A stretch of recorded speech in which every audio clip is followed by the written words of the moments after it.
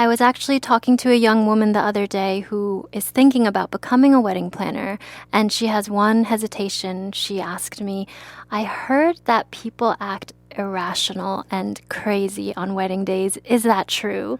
And I had to be honest with her and tell her it's partly true. People behave in ways that seem bizarre and irrational on wedding days, but if you really strip away what's happening, to me it makes perfect sense, the ways that they're acting out.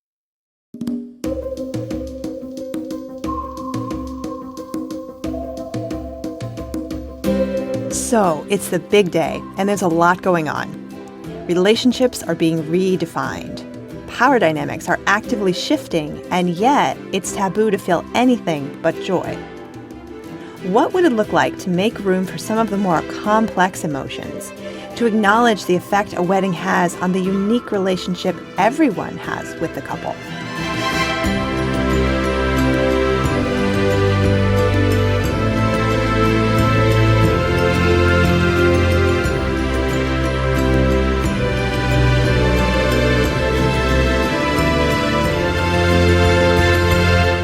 This is Shame Piñata.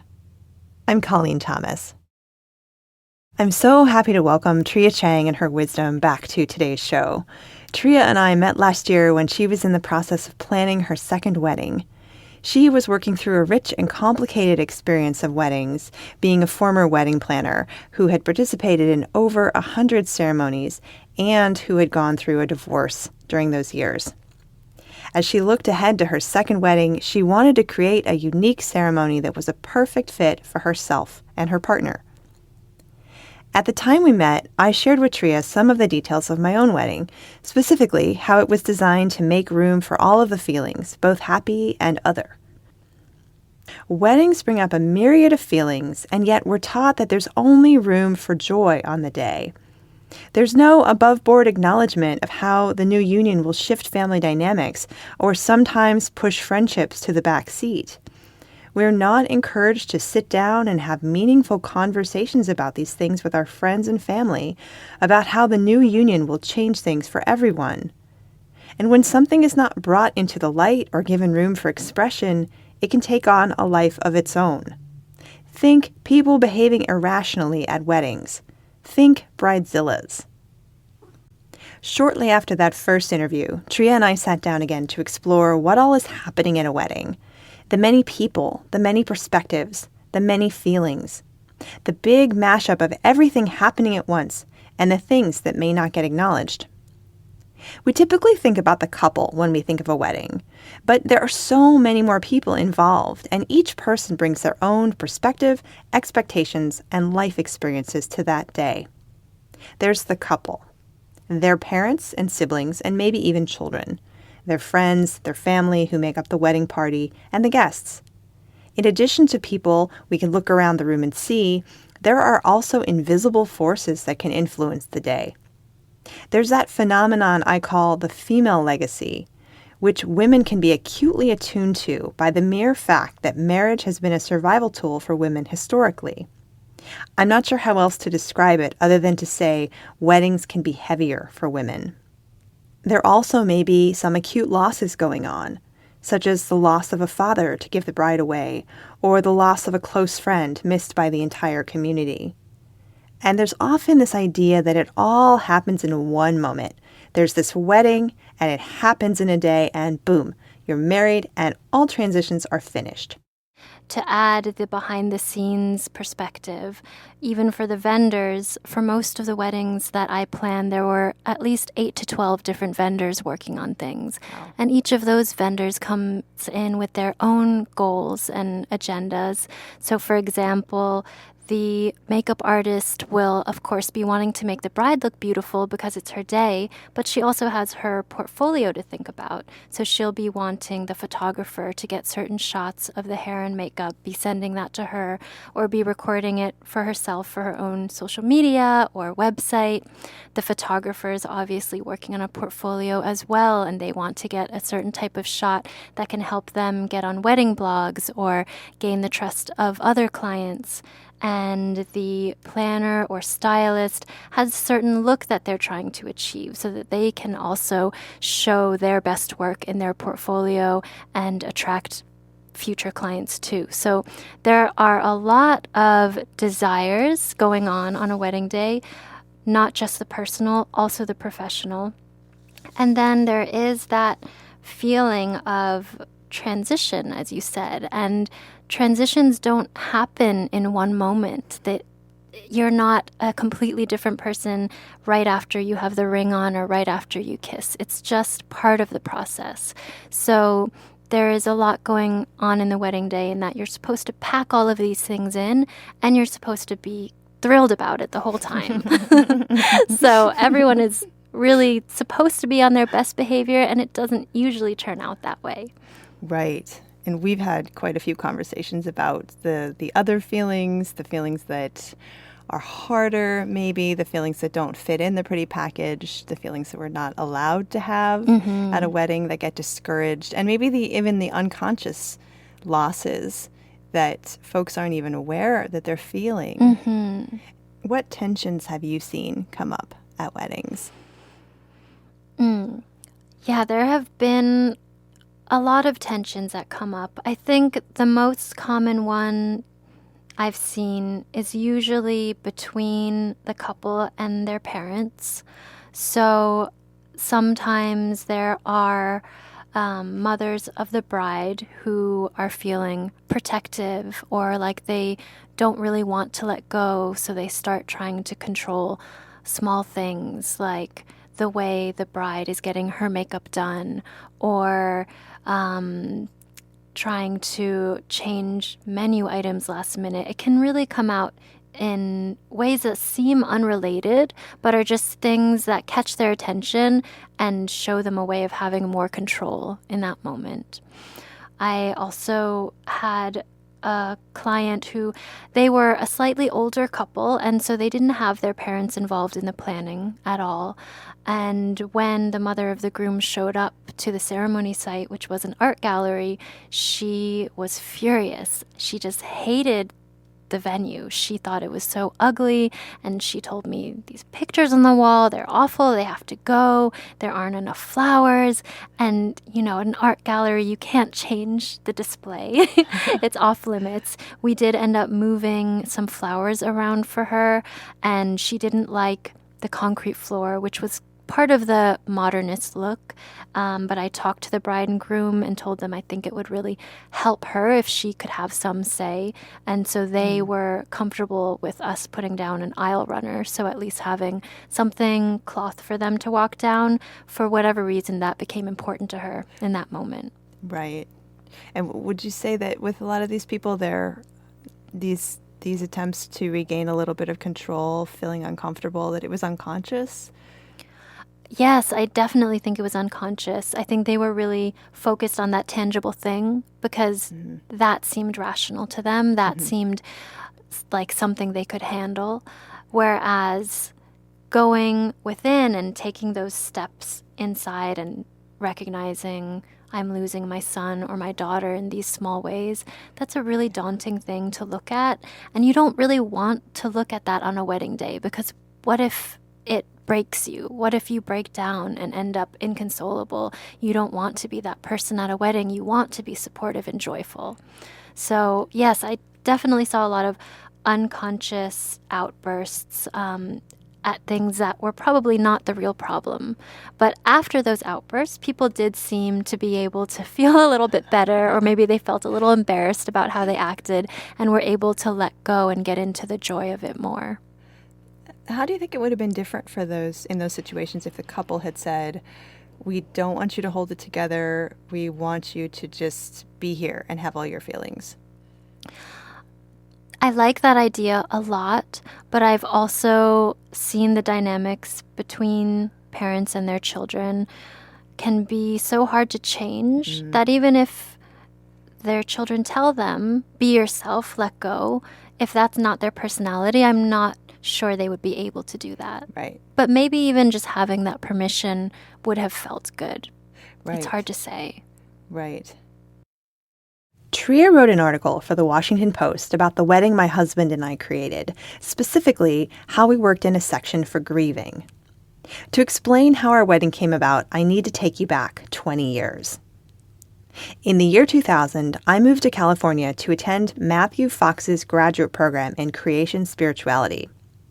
Fox is often described as a renegade theologian, and it was his unique event called the Technocosmic Mass that drew me to his school. The Technocosmic Mass, or Cosmic Mass as it is now called, is a multimedia, rave-like community worship experience that brings prayer and devotion off the pages of the hymnal and into the soles of the feet. During my years at the school, I attended almost every Mass. One thing I didn't know was that my future husband was also attending those events, but we wouldn't even meet each other for another 5 years, when the Masses were no longer being produced. So we met. And 10 years later, we decided to get married and began considering what kind of ceremony might be a good fit for us. We were actually kind of stuck because we come from different traditions and nothing seemed to come organically.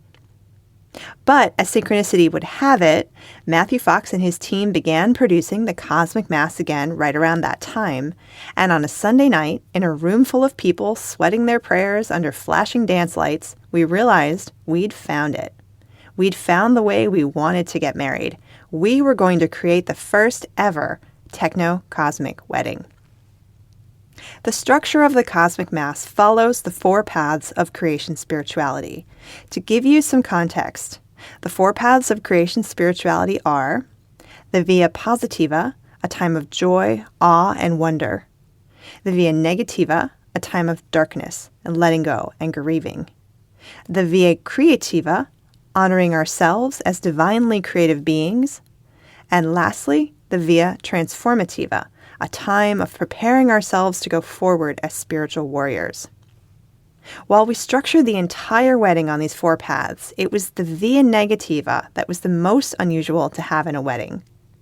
Matthew Fox defines the Via Negativa as, quote, a time of communal grieving for the suffering of the planet and all beings, close quote. Here's how Tria described the Via Negativa section of our wedding ceremony in her article. Quote, the room was dimly lit. Wedding guests were seated on the floor, eyes closed, some crying, some reaching out in comfort. Bodies swayed gently to a melancholic chorus, and a woman's voice crescendoed with emotion. The speaker invited guests to summon feelings of loss, whether those be for the loss of a loved one, of faith, of youth, of passion, and to embrace feelings of fear for the world or for themselves. Close quote. It was important for us to include a time for these harder emotions in our wedding ceremony because we wanted to make room for our full selves to show up both at the wedding and in the marriage. And we've spent some time too talking about this idea of the Via Negativa, which comes from the wedding that my husband and I had, where we actually had a section of the wedding dedicated to grieving. And we've talked about how that was very unusual. Yes, and wonderful, I think. And you and your fiancé are planning something a little bit like that for your second wedding. Yes, so we have such a small wedding, and I think our guests tend to be on the more conventional side. So instead of having it at the actual wedding and having an orchestrated section of going through a Via Negativa like you did, we've been spreading it out over the month leading up to the wedding, and we plan to continue making space for it after the wedding, even in the years to come. Because I think it's important to realize that negative feelings, especially grief, they don't go away after one session. They can't be addressed very quickly, but if you make space for them in an ongoing way, I think it makes it easier to make joy the forefront of a certain day, in this case, the wedding day. So what we've been doing is having conversations with people close to us and asking them what kind of fears they might have about how our relationship going forward might be, or any fears for us as a couple, or just anything on their mind, really, that may be different from the regular congratulations. And then inspired by you and Rodrigo, my fiance and I did our own kind of private Via Negativa with the two of us. We did it last week, and we lit candles and turned off the lights and played some music. And then I asked us to write down in a notebook all the things that we were scared about or nervous about for the wedding day, and then all of the things that made us have those fear feelings for marriage in general. And so we wrote for a little while, and then we took turns sharing things, and it lasted about 2 hours, actually. We really got to talk about a lot of things, anything from just where would we spend Christmases, like which family gets us at which time of year, to how will the dynamic change when we have children, and what will happen if, one of our parents passes away, how will we take care of the other one? So we really covered a lot of ground, and I think felt a lot better afterwards, but we also recognize it's a conversation that will continue. And then we did had a special song to us and did the eye contact for a while to kind of let it all settle in. Oh, that's wonderful. Yeah. That's so wonderful. So you've really laid the groundwork then for yourself, each of you individually, plus you as a couple, plus the people in your life to have space to share any fears, any worries. Yes. Yeah. Because we are both at a point in our lives where we recognize marriage is difficult because life is difficult, and you are attaching yourself to someone else's life. So you will get all their difficulties plus all your difficulties. And that is something to celebrate because you'll have someone with you, but it's also something to be a little bit nervous about. And having space for all of that really feels a lot better. And I do have you to thank for that, because it kind of didn't click for me until I saw your wedding ceremony from the video you showed me, and seeing that Via Negativa and seeing the space you made me realize that was what was missing in my wedding planning, because I had been going to a bit of therapy and trying to deal with my own feelings of worry because I was married before and it didn't work out. And so I knew I had to do this second wedding and marriage differently, but I wasn't quite sure how. So seeing your experience really helped me.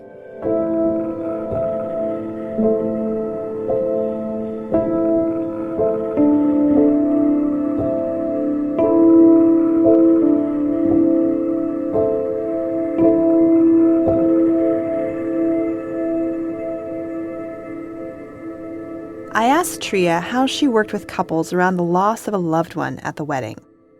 With acute losses or grief in general, that can be a really difficult thing to handle at a wedding, because as we talked about, a wedding is supposed to be all joy, and it feels scary to invite something in that will bring you grief and sadness. But sometimes people are important to us, and when they're not there to kind of brush it under the rug, it doesn't really feel real. So I think in some ways it could be interesting to expand what happens at a wedding to include some of the things that happen at a memorial or a grief ritual. So we could look to other cultures, for example, like the Day of the Dead.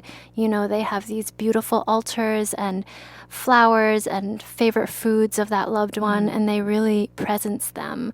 And at most weddings I've been to where they've lost a loved one, they either have a line about them in the program or a picture or two kind of on a shelf in a corner that you can easily bypass if you want to. And they are honoring them, but they are making it really kind of optional and something that's easy to ignore if you're not comfortable with that. But it could be really lovely to actually invite that deceased loved one in and really have them there with a favorite food or some tradition that they loved. At my little wedding ceremony, we are having instead of place cards with people's names, we're writing cards to everyone with our heartfelt sentiments to them, and we're writing them on watercolor painted envelopes and cards. And my mom was a watercolor artist, and a lot of weekends we would spend painting big sheets of watercolor together and then cutting out envelopes. And in those days, people used to mail each other letters often, so we would use those envelopes. So I had my fiance make these envelopes with me, and I really felt her there with me. And he's never met my mom, so it was a great way for me to introduce her to him and show him this is how I would spend my weekends with my mom. And I know that having those envelopes there on the day, it's small, it's not going to be very distracting for people who didn't know her, but I will make a mention of the meaning that they have to me, and I think I'll feel her there more in that way. That's a really beautiful way of including her. As the interview came to a close, Tria and I touched on inclusivity at the wedding, how to include everyone, even in a small ceremony.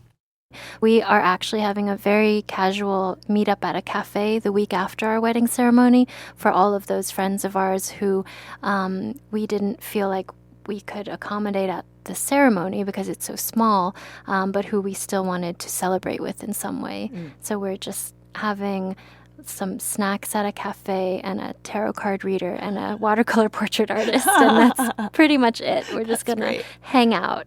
For me, I think I have a caregiving aspect to my personality that I have not been able to shake. And so when I think about holding an event for people, I literally think of it from every single person's perspective and think of how to make it comfortable for them. So we're having 25 people at our wedding, and that's, me thinking through the day 25 times. Right. And that seemed like my limit. I felt like I don't want to think through this in 125 ways. Just 25. Just 25. Yeah.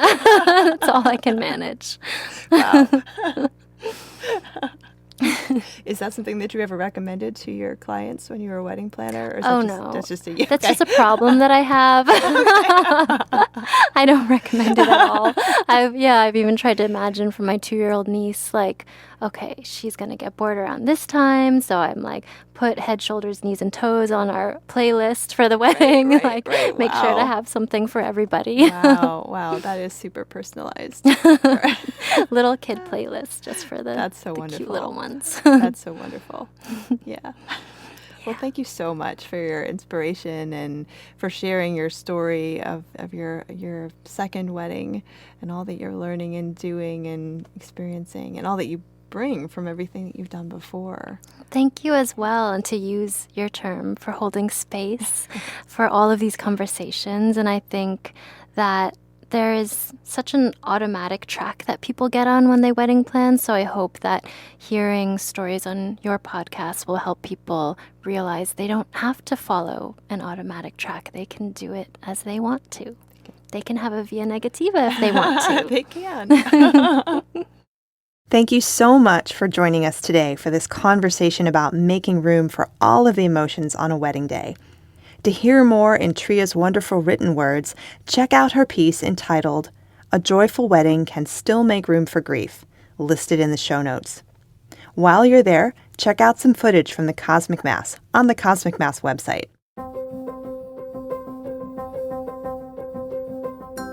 Tria Chang is a writer and an organizer. Follow her on Instagram at Tria_Chang. Our music is by Terry Hughes.